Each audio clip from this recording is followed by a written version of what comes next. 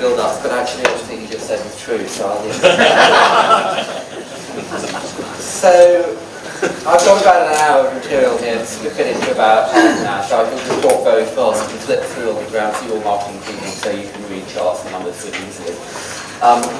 So I've got 4 topics to talk about, and I'll go through these at some speed. I'm going to talk about mobile scale, a little bit about tablets, and then talk about ecosystems and discovery. Talking of mobile very quickly, this compares consumer reported PCs against tablet sales over the last 10-15 years, and that shows you what's happened as smartphones have come into that. Now sold over 600 million units last year, so double the size of the PC industry. And growing very fast up to match the total handset business, which is about 1.7 billion units a year.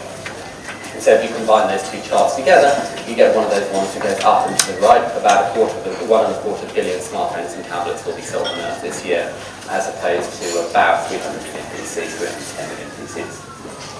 And if you skip forward to 2017, you can see where all the growth is coming from. The phone business is converting to smart, and that's driving a fundamental change in scale of access to the internet. A lot of that growth, incidentally, is coming from emerging markets, particularly in India and China, which will grow to the point that they're shipping as many units as developed markets. So as I said, there's a fundamental change in scale. Mobile was always much bigger than consumer technology, much bigger than the internet, but there was always a wall between them. And what smartphones have done is broken down the wall between the two. And so all of a sudden the internet and consumer technology industry is selling into mobile, and mobile is a much bigger environment. To put that in context, 350 million PCs sold last year and 1.7 billion phones. And all of those phones shared, all of those phones are taken everywhere. So all of those phones are personal, and all of those phones are taken everywhere, whereas PCs are largely immobile and largely shared. And so that leads to a change in use, with mobile internet being taken everywhere, but also with much more complex set of use cases around apps and APIs and search integration, image recognition and so on, whereas the desktop internet is really only about web search. What that means is that the nature of mobile internet use changes. Right now, we're moving out of a world where it's just early adopters, who were partners at recent cohorts here, just showing off Google Glass and their immutable style sense, and going into something more like this. This is a screenshot from the Sun. I love reading about TV soaps, so I got the app on my phone. It says Siobhan from Essex. And in a sense, this is what's happened to the PC internet over the last 10 years. That it went from early adopters and people on Click Lane or Brick Lane, as it was supposed to be renamed, to the entirety of the population. And that changes the kind of products that can be sold, it changes the scale that's addressable by advertisers and by businesses.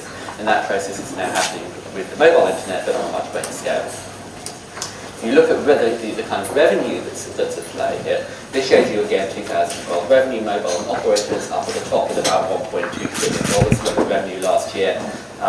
Facebook down at the bottom with rather less, although I actually normally display this on a retina display, there's not enough pixels to put Twitter onto this chart. But you can see again that point about scale, that if you're in the mobile phone business, as Apple is, then the revenue that's addressable suddenly becomes much, much, much bigger. Within that, however, there's a lot of polarization. So this chart shows quarterly revenue for handset makers, Samsung and Apple over at the left, and the other category, which mainly means dozens or hundreds or indeed thousands of Chinese manufacturers over at the right, and everyone in between subscale and likely to disappear. 2 of these players effectively have disappeared already. Meanwhile, Microsoft is pretty much irrelevant. This shows you Microsoft search. I'm not sure why that should be funny. It's a pretty banal observation. Microsoft was selling, getting on for over 90% of all connected devices back in 2009. It's now selling under a quarter of all connected devices at best. And that's a function of its absence from the smartphone and tablet industries. Conversely, Samsung is now spending over $3 billion a quarter on sales and marketing. The sales promotion basically means sales commissions to mobile retail, and over $1 billion a quarter on above the line advertising. And you can see, given on the progression through each year, it's probably going to pass $4 billion in Q4. Meanwhile, Apple, with over 400 stores around the world, now gets over 1 million visitors a day through its retail, into its retail footprint. And in case anyone hadn't worked out, the point of Apple retail is not actually to sell anything, it's a marketing operation and a self-funded marketing operation. Within that, though, another crucial point, Apple is in a kind of a different space from everyone else. Apple's phones sell at an average of $575, Samsung a bit under $300, the rest of Android even cheaper. So what's happening is that Apple is selling a third as many phones at 3 times the price of anybody else. And that feeds through to the kind of people who have them. Obviously there's a lot concealed within that. And so Apple's sales are confined largely to the high end. This shows you Apple's share of mobile handset sales globally, pushing up probably past 10% in the December quarter with the release of the product. You can see that the product as well. So it's kind of important to think about this kind of number when you hear about Apple's share of, quote, smartphones, unquote, collapsing. It's a little bit like saying that Tesla's share of electric car sales is going to fall. Well, yes, it is, but that's not really the point. So tablets, interesting point to start. This is a number from Corning that they produce every year. Total sales of flat panel screens in billions of square feet. So in 2012, 3.5 billion square feet of screen was sold on Earth. Effectively, what's happening is that screens are proliferating at an accelerating rate and consuming all sorts of other use cases. Digging into a bit more detail, you can see that tablet sales are about past PC sales if they haven't passed them already. And they're not exactly cannibalizing PCs, but they're producing a substitution of usage and delay and replacement cycles. So people don't buy another PC or they don't replace their PC because they've got 2 tablets and 3 smartphones. Within the tablet market, you have a polarization. So on the one hand, you have the iPad, and the decline in sales there is mostly cyclical, incidentally. It's not really a competitive issue. And then you have the growth of Android devices.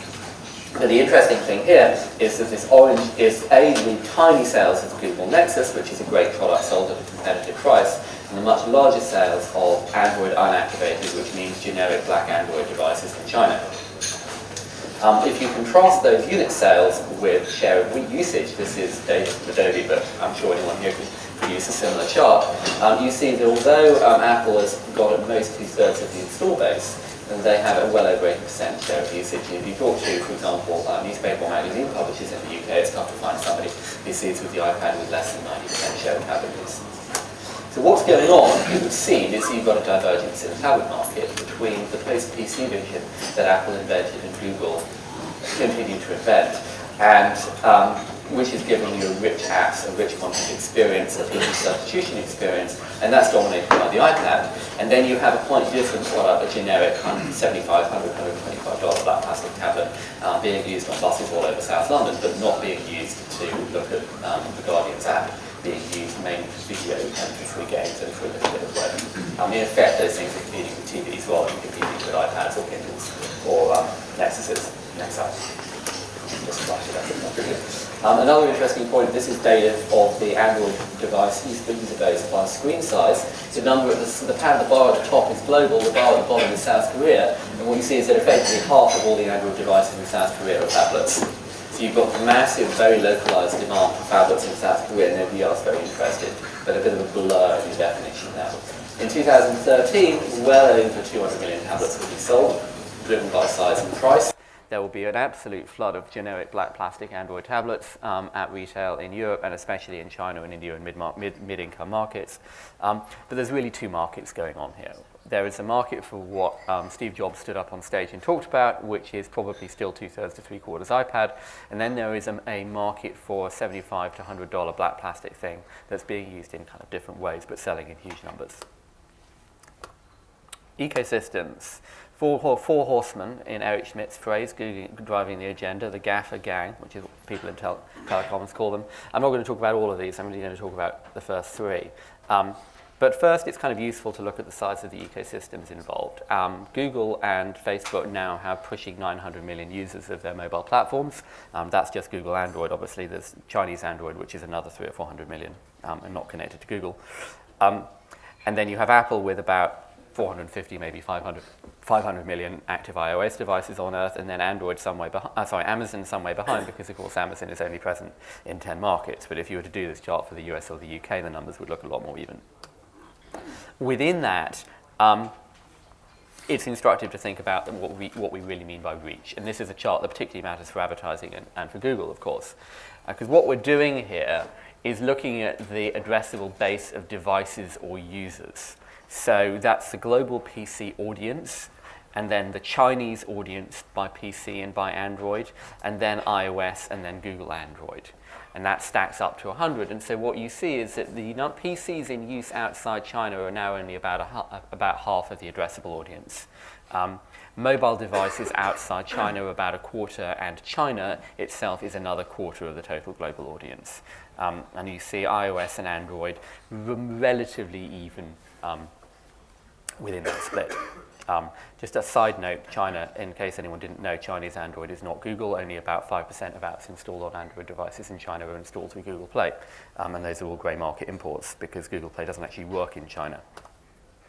A lot of geographic variation, obviously. So US, UK are probably 50-50 iPhone, Android in terms of active use. Of course, Android dominated by Samsung. If you look at Spain, on the other hand, it's all Android. And then if you go to emerging markets, you see lower mobile usage, and you also see very little presence of iPhone. In Indonesia, somewhat eccentrically, there's still a lot of people using BlackBerry, but that's shrinking extremely rapidly. If you look very closely, you can see the Windows Phone bar in dark blue at the top of all of those, incidentally, which is the reason I said that it's irrelevant. In case anyone hadn't worked it out, the ecosystem is the key leverage point for all of these companies, but it's different for each of them. So for Apple, the ecosystem is about selling hardware, it's not about revenue. But for the others, it's about being the point of entry into their services. And the point of entry that everyone really likes is apps. So we've now probably got about 120, 130 billion cumulative app downloads on Earth. Within that environment, therefore, Apple and Google have won on one level, in that those are the dominant platforms. And Apple is camped out at the high end and dominates the high end of the handset business. Android is taking the rest. But there's a lot of shifting of value within that, shifting of high-end users, shifting of value within Android with people trying to create value on top of it, and Google trying to change its control. Interesting thing about comparing Apple's iOS and Android is the way that they're approaching innovation. So because Apple controls the entire stack, and therefore it can get everybody onto the new version of the operating system pretty quickly, so you see here, 2/3 of their base is already on iOS 7, only 1/3 on last year's version, and a tiny amount on older versions. Compare that with Android, and of course you have a much slower upgrade rate, you have a lot more fragmentation in the base, you have a lot of people using old versions of the system. It is more complicated than that, but I don't have the time to go into why. But what that leads to is a different focus of innovation. Because Apple controls the stack and can keep it up to date, they can do stuff that involves integrated hardware and software, like local wireless, like beacons, like fingerprint and fingerprint scanning, and so on. And so they move innovation down the stack. Whereas for Google, which has systemic, almost deliberate fragmentation in the hardware, can't do any of that stuff, or finds it very difficult to do that stuff, but it innovates in the cloud. With Google Now, with Maps, with Plus, with modular semantic search, and so on. And so each of these companies is competing in an area where it's actually very difficult for the other to compete. A little bit about app engagement. This is something that flows out of those different user bases, which flows out of the pricing. So iOS has about 2 billion downloads a month and about 1.1 billion of gross revenue spent on the App Store every month. Android is probably a little bit ahead, but it's got 4 times the users. And so what you see is roughly the same, maybe a little bit less, roughly the same total numbers on Android, but a significantly lower average per user. And much lower payment rates, although we've got no data from Google. But Google Play payment is really seems to be going nowhere. I won't read through all of this. But I think there's an elemental point here, which is you have self-selection in the base. If somebody buys an expensive device, they're very likely to have bought an iPhone. And so the iPhone average is, and if they buy an expensive device, they want to do cool stuff with it. So the average for iPhone is very high. Within Android, you have some people buying high-end devices, but even for Samsung, the Galaxy S Class is less than 1/3 of their handset sales. Most Android volume is at significantly lower prices. And so the average includes people who are spending $100 for a phone or $50 for a phone. And so the average for Android engagement looks much lower. You have a small portion of Android users up at the top left who actually want to do what you would do with an iPhone. You have a lot of other people sliding down a curve, getting relatively less and less interested. If you try and put a number on that, therefore, what does the active smartphone base look like? About 1/5 of it is iPhone, and most of those people want to do stuff. You then have maybe, so that's about 200, 250 million people. You then have maybe 100 to 150 million Android users who really want to do stuff on their phones. And then you've got a lot more who aren't sure. And then you've got a chunk of people in China who are very hard for anyone outside China to engage with. Let's skip through this. So, social and discovery, how are we doing for time? We got Okay, I've got 10 minutes. Okay, so social and discovery. In case anybody doesn't know yet, Facebook is not the only game in town anymore. WhatsApp, last count, had 350 million active users. There's an awful lot of other active mobile social networks out there. Facebook is big, but it's only the first amongst equals. There are over 50 social messaging apps that have had over 1 million downloads on Google Play. A dozen have had over 50 million. WhatsApp now sends 14 billion messages a day. Global SMS traffic is probably about 20 billion. So WhatsApp is now probably a little over half the size of the total SMS traffic on Earth. Meanwhile, if you look at photographs, this is now out of date, 400 million photos shared every day on WhatsApp and on Snapchat versus 350 million, which is the last public number from Facebook, and only 55 million from Instagram, which is increasingly looking like a great financial move, but not a terribly good strategic move, or at least not a terribly helpful strategic move. A little bit of context, I'll skip over that. I think the key point to make about mobile social is that the smartphone is inherently social. All of these apps tap into the address book, they tap into the photo library, they use push notifications, and so all the frictional barriers for moving between social networks on the desktop, it's a pain in the arse to change what network you're using, don't really exist at all on mobile. And so you have people using 2 or 3 or 4 or 5 of them and switching between them and making a decision on the spur of the moment as to which of these services they'll share any given moment with or talk to a different person with. So if you look at the UK user base, then this is UK 15 to 24s. 11 unfortunate 15 to 24-year-olds, 11% don't actually have a smartphone. Another 10% don't have any friends, but the remaining 3/4 are using social on their phone. Or maybe they think they've got a smartphone, but actually they've got a Nokia. But they're using 3/4 are using social apps on their phones, but half are using more than one. So, getting on for 3/4 are using Facebook, but 48% are using 2 or more. And that doesn't mean BBM anymore. That means WhatsApp, Line, Kik, Viber, Snapchat, Message Me, any one of half a dozen others to greater or lesser extent. And people are using all of them. And they're not using them the way they're designed. So they're not using Instagram for pictures and Snapchat for pictures that they don't want anyone to see and WhatsApp for text. They're using all of them for everything. And picking much in the same way that you might make a spur-of-the-moment decision as to is this a phone call or an SMS or an email. That's not that Facebook's doing badly. 50% of Facebook's revenue in the fifty 50% of Facebook's advertising revenue in the last quarter was mobile. So Facebook is doing very well on mobile, and in fact, half of Facebook's daily active users are mobile only, which is a statistic they put out in the last quarter. So they've got about 700 million daily active users, and half of those are only using mobile. And so the question for Facebook is this mobile thing so big that it doesn't actually matter that they're not dominant? But the thing that isn't in question is that Facebook is not dominant and will not be dominant on mobile in the way that it was on the desktop. Let me kind of run through this a bit more. So clearly there's an unbundling dynamic here, which is you run down those icons on that sidebar and say, well, each one of those gets pulled out into a separate experience. But actually, as I said, what's happening is that people are using all of these in a kind of a swirling mess of different social options and different opportunities, all driven by the fact that it's actually the smartphone itself that's a social platform, not Facebook, in the way it is on the desktop. Some of the money that's coming through these products, well, Line did $100 million last quarter, mostly through stickers, but also through premium advertising options. Some of those sticker packs are advertising options. There's a bunch of other revenue opportunities within that. But the deeper opportunity is that all of these are really about trying to build a social platform. Facebook has not created a social distribution system on mobile in the way that it did on the desktop. We don't really know what the right distribution platform on mobile is going to be in the way that we did on the desktop, and so there's a land grab going on. Line and WeChat now spending a fortune on marketing campaigns. Both companies have rented people who apparently play football in order to front their advertising campaigns. And so they're all trying to create global marketing, distribution, messaging, social platforms. What all of them are then doing is looking at a kind of a card metaphor where you can embed content like this within an application, within a message, and share it around. I think there's 2 underlying trends that are going on here, that there is an atomization of content. The content is being split up into little packets that can be embedded within any kind of social service and passed around. But then, of course, you also have the trend for apps in which content goes in the opposite direction. It becomes a silo with a half-hour session. And so you have this weird tension between trying to break your content into as many tiny little pieces as possible and have no idea where they're going to go, and lock people into an iPad app and get them to stay there for 30 minutes. But of course, all of those are changing as well with deep linking and social messaging and everything else. I think the broader opportunity, as I kind of alluded to, is that the basic interaction model of the web was set by the late 90s. The experience for the internet was a web browser, and you went to web pages, and then they were linked between each other. And then we get social, and we get search, and so on laid on top of that. But that interaction model was done 15 years ago. Whereas mobile, we have no real idea what the interaction model will be yet. We certainly don't know what it's going to look like in 5 years' time.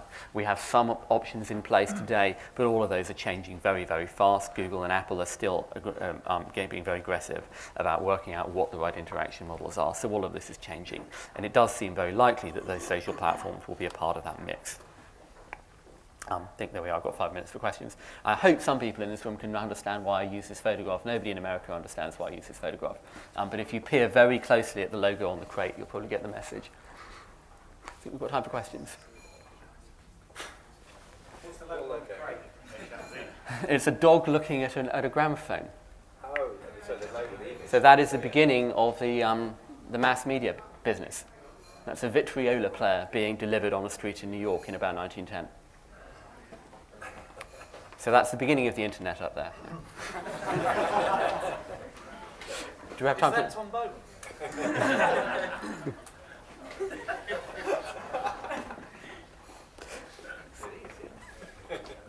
Any questions? Have I stunned you all? What's your, sorry, so in the mobile space, Yep. when a programmatic conference, a programmatic is built on the cookie, whereas, what have you seen, what do you feel about sort of the cookies environments of sort of Safari browsers on mobile and the trend in that sort of... Well, we saw Google just get fined $17 million for hacking Apple's cookie policy, which seemed like a very cheap mistake, given how it probably worked out. I'll answer the question slightly differently. How do you optimize to be in Google Now? How do you optimize to be in Siri? If I, the little beta test feature that Google is testing now is deep linking within apps. So if they're doing it with a few partners, you do a web search on your mobile device, and among the results are results that link into apps that you've got installed on your phone. Now, how does that work? Now, how does that deep linking then get rolled into voice search? How does that get rolled into Google Now? What happens when apps can start passing information back and forth to each other? What happens when you ask your phone, is there a restaurant nearby? And it looks at, okay, you've got OpenTable installed, you've got Yelp installed, you've got 2 or 3 other apps installed. We'll also look at Google Maps. What kind of results are going to come out of that? Where is the advertising going to flow through from that? So I think the answer, in a sense, is that the point that I was getting to towards the end is that the fundamental structure of how you interact with stuff on your mobile device isn't set yet, whereas on the web it kind of was. And so you can argue about, whether the web browser accepts cookies or not. But on the mobile device, it's actually a much more fundamental problem. Okay. Any more questions?